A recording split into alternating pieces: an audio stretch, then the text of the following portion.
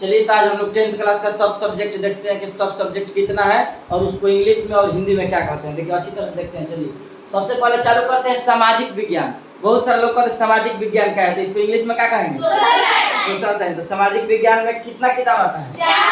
4। तो 4 में यही लग रहा है 4 ना।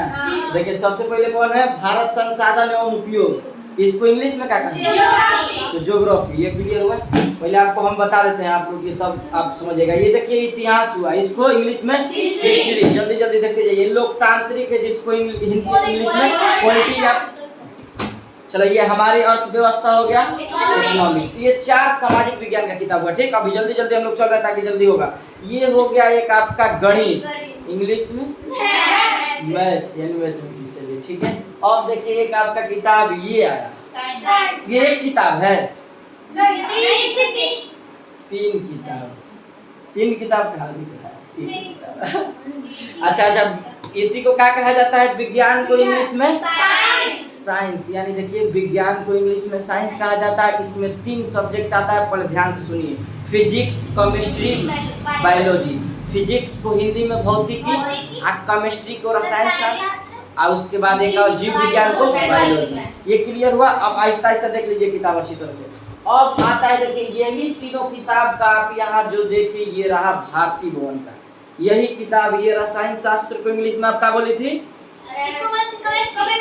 केमिस्ट्री। ठीक, ये हुआ आपका क्लियर। इसको जीव विज्ञान को बायोलॉजी। ये किताब फिजिक्स। अब आ रहे हैं फिर हम लोग सब सब्जेक्ट। देखिए इतना सारा किताब हो रहा है, पढ़ना भी है। अब ये हुआ देखिए आपको ये दरक्षा यानी उर्दू का। इसके जगह पे आप ध्यान रखिएगा, अगर कोई और इसके अलावा हम लोग मान लीजिए ये गैर मुस्लिम के लिए और गैर मुस्लिम के लिए भी अगर देखा जाए तो इसके जगह उनका क्या कहा जाता है? तो आप उनको देख लेंगे, ये हमारे मुताबिक हो जाएगा उर्दू। आइए एक और, अच्छा 10th क्लास में उर्दू हमको 2 किताब को पढ़ना है, एक ये दरक्षा और एक ये रोशनी। ठीक, अभी इसके अलावा भी किताब दिखा रहे हैं, अभी व्याकरण, ग्रामर अलगे है, उसका सिलेबस नहीं लाए है ना। अभी इतना सारा अब ये हो गया है। अभी देखिए तो ये रोशनी हो गया एक, तो ये 2 उर्दू के क्लियर। एक देखिए आपको ये है हम लोगों के लिए पढ़ना है, जो हम लोगों के लिए किस क्लास का है? 8th क्लास का। अब परीक्षा आप किस क्लास को दीजिए? तो अभी आपका कितना साल तैयारी होगा इसका बताइए तो? 2 साल ऐसे और फिर 1 साल और, तो इसका तो मजबूत होना चाहिए। इसीलिए लोग कहता है कि हिंदी का पढ़ना है, लेकिन देखते हैं कि हिंदी में आदमी कितना बस नहीं आता है, नहीं आ पाता है क्योंकि बुझे भी नहीं करता, उसमें व्याकरण ज्यादा दे देता है। और ये लोग समझते हैं खाली हामिदे वाला देगा, चिमटा वाला, एक ही चैप्टर वही नहीं ना है। तो ये हिंदी हुआ। ठीक, उसके बाद ये देखिए हमारे पास एक भाग 2 है, इंग्लिश का है, इसका पार्ट 1 भी आएगा। ठीक, तो टोटल ये कितना सिलेबस हुआ आपका? 13। या आप अच्छी तरह से और काउंटिंग कीजिएगा, उसमें देखिएगा। इसलिए कि हम लोग अभी सब्जेक्ट उसमें छोड़े हैं और जो हिंदी में आता है उन लोगों के सब्जेक्ट के मुताबिक, यानी कहिए कि हमारे भाई बहन जो हमारे साथ भी पढ़ते हैं, जबकि उर्दू सब्जेक्ट जो नहीं लिए उनके लिए क्या हो जाएगा? संस्कृत हो जाएगा, फिर हिंदी में उनके लिए गोधरी हो जाएगा। जो किताब है वो अपना देख लेंगे, 2 पार्ट में होगा। तो ये आज हम लोग देखे किस 10th क्लास का सिलेबस। अब सबका याद हो गया है अच्छी तरह से। अब पहले फिर सुनिए, हम बता रहे हैं किस तरह से। सामाजिक विज्ञान में 4, अब किताब नहीं देखना, आपको किताब एक बार दिखा दें, अब सुनिए खाली। तो सामाजिक विज्ञान में 4, तो कौन कौन? तो मान लीजिए भारत संसाधन हो गया, इसको इंग्लिश में क्या कहेंगे? ज्योग्राफी।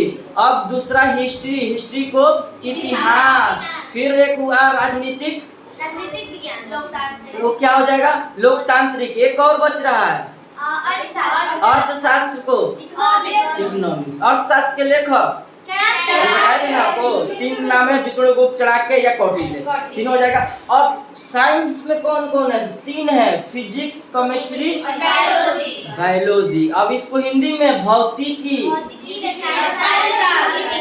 जीव विज्ञान। क्लियर? अब उर्दू में 2 किताब, दरक्षा और रोशनी, ये भी आपका क्लियर। हिंदी में एक किस्त है। हाँ, अब देखिए इतना हम लोगों को किताब पढ़ना है, देखिए इतना हम लोगों को सिलेबस पढ़ना है। आज टोटल मान लीजिए किताब आपका एक तो साइंस का हो रहा है, तो भौतिकी में ये देखिए इतना किताब है। आइए कौन सा महीना चल रहा है? मार्च। इतना किताब में हम लोगों को पढ़ना है और 3 मंथ चला गया है। ठीक, अब इतना किताब हम लोग पढ़ेंगे कैसे? जरा आप इसको ध्यान दीजिए कि इतना किताब है, हम लोग अगर ले चलेंगे, अब कोई कोई इसमें होता है कि पढ़ता भी नहीं है, चाहे इतना सारा पढ़ेंगे कैसे, ये देखना बहुत जरूरी है। तो देखिए इसके लिए एक कहावत है कि घोड़ा क्यों अड़ा, पान क्यों सड़ा, पढ़ाई क्यों भूला, एक लास्ट है रोटी क्यों जला। ये चारों प्रश्न का एक ही उत्तर है, ये घोड़ा क्यों अड़ा, पान क्यों सड़ा, पढ़ाई क्यों भूला और रोटी क्यों जलाई। चारों प्रश्न का एक उत्तर है, इसका उलट पुलट नहीं हुआ। ध्यान से सुनिए, आप इस चीज को सुन लीजिएगा तो आप किताब एक बार पढ़ के भूलिएगा नहीं। यानी इसका 4 का एक ही आंसर हुआ कि उलट पुलट नहीं हुआ। इतना किताब देखिए साफ साफ है, इतना नया है, अगर हम लोग इसको रखे रहेंगे तो दिमाग साफ रहेगा। जब तक पढ़ के हम लोग गंदा नहीं करेंगे दिमाग में अटेगा नहीं। तो हम लोग को साफ किताब को नहीं रखना है, इसको उलट पुलट करते रहना है, नहीं तो क्या होगा। घोड़ा क्यों अड़ा, ये कहावत आप समझिए। अगर घोड़ा को आप नहीं चलाइएगा, महीना में एक बार बैठिएगा तो उलट देगा, उलट देगा, पलट देगा, बस मुंह हाथ और फूट जाएगा।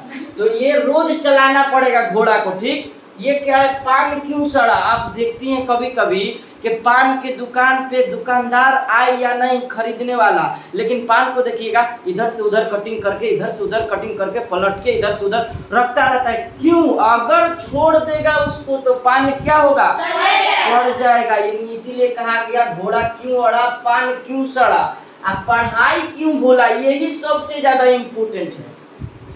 और पान क्यों सड़ा, तो दुकानदार देखती है कोई नहीं है, लेकिन फिर भी देखती है, कभी कभी देखिए, कभी कोई रोज देखिएगा इधर से उधर पत्ता को, इधर से उधर पत्ता को उलट पुलट कर रहा है। इससे पता चला कि अगर हम चीज को उलट पुलट नहीं करेंगे तो पान क्या होगा, सड़ जाएगा। मेन हम लोग का टॉपिक है कि पढ़ाई क्यों भूला, क्योंकि उलट पुलट नहीं हुआ। सेम जवाब है। अगर हम लोग इतना किताब है इसको रखे रहेंगे और उलट पुलट नहीं करेंगे तो क्या पढ़ाई भूलेंगे नहीं, या पढ़ भी लेंगे, पढ़ लेंगे खूब अच्छी तरह से किताब समझ लेंगे और उसको सारा चैप्टर पढ़ लेंगे, आप उसको फिर उलट पुलट मत कीजिए तो आप क्या होगा, भूलिए कि नहीं भूलिएगा।